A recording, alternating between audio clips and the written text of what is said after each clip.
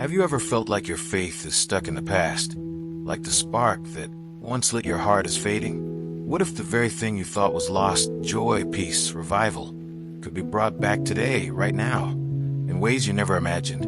Many people read the Bible, flipping through chapters, without seeing the living power of God at work, missing the miracle of renewal waiting for them. But here's the truth. God's forgiveness isn't just a story in Psalm 85. It's a call to awaken your life, to experience revival that transforms your heart, your choices, and even your relationships. Stick around, because in the next few minutes, you'll discover how to invite that restoration in a way that actually works, and it might just change everything. Then, let's read the chapter together. You, Lord, showed favor to your land. You restored the fortunes of Jacob.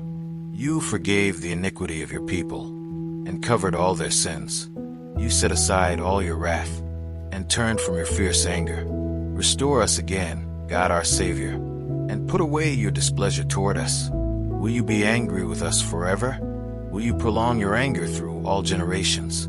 Will you not revive us again, that your people may rejoice in you? Show us your unfailing love, Lord, and grant us your salvation. I will listen to what God the Lord says. He promises peace to his people, his faithful servants, but let them not turn to folly. Surely his salvation is near those who fear him, that his glory may dwell in our land.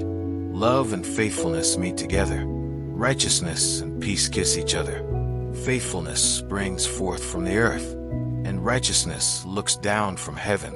The Lord will indeed give what is good, and our land will yield its harvest. Righteousness goes before him and prepares the way for his steps. Let's say a quick prayer to thank the Lord for his mercy. Hey God, thank you for opening our hearts through Psalm 85, for showing us your forgiveness, your mercy, and the chance to be renewed.